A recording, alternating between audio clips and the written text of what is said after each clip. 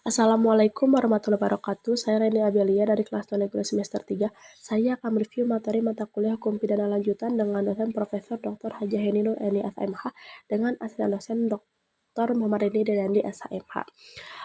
Pengulangan tindak pidana atau residif.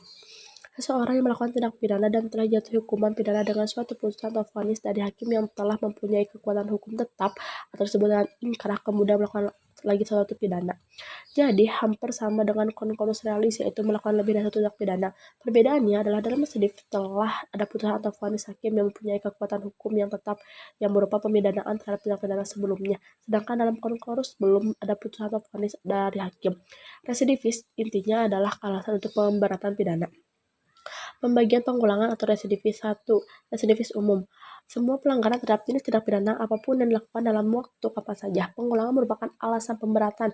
Jadi tidak disyaratkan jenis tindak pidana yang dilakukan maupun tenggang waktu pengulangan. Dengan demikian tidak dikenal daluarsa. Residif atau pengulangan jenis umum ini tidak dikenal dalam KUHP. 2. Residivis khusus. Tidak semua jenis pengulangan merupakan alasan pemberatan. Pemberatan pidana hanya dikenakan terhadap pelanggaran yang dilakukan terhadap jenis tindak pidana tertentu dan dilakukan dalam jangka waktu tertentu. Jenis residif ini adalah yang dikenal dalam KUHP. Residif menurut KUHP yaitu pengulangan atau residif tidak diatur secara umum dalam buku 1 KUHP tentang ketentuan umum, tetapi secara khusus untuk tindak pidana tertentu diatur dalam buku 2 dan buku 3 KUHP. Selain itu, KUHP juga mensyaratkan tenggang waktu pengulangan tindak pidana tertentu. Dengan demikian, KUHP mengandung sistem residivis khusus, artinya pemberatan pidana hanya dikenakan pada pengulangan jenis-jenis tindak pidana tertentu saja dan dilakukan pada tenggang waktu tertentu.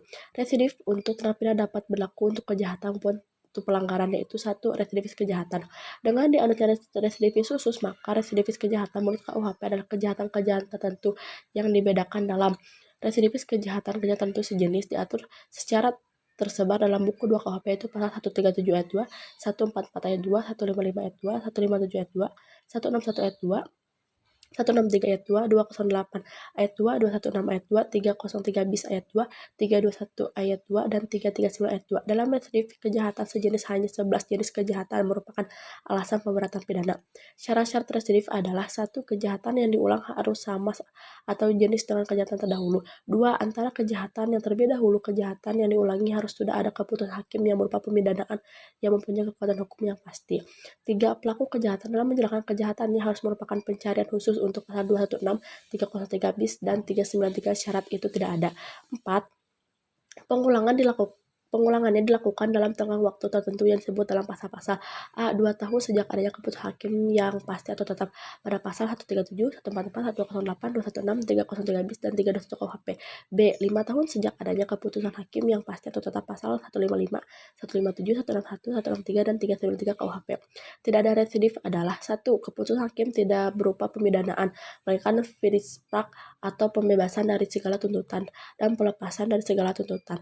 2. Keputusan atau vonis hakim masih dapat berubah dengan adanya upaya-upaya hukum yang berlaku atau disebutkan banding dan kasasi. 3. Keputusan hakim yang berupa penetapan, misalnya A. Keputusan yang menyatakan tidak berwenangnya hakim untuk memeriksa perkara tersebut. B. Keputusan tentang tidak diterimanya tuntutan jaksa penuntut umum karena terdakwa tidak melakukan kesalahan.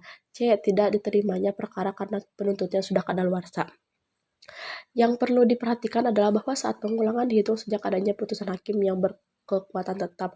Jadi tidak disyaratkan apakah jenis pidana yang dijatuhkan oleh hakim sebelumnya, dan juga tidak disyaratkan apabila pidana yang dijatuhkan itu sudah dijalankan atau belum, baik untuk sebagian atau seluruhnya.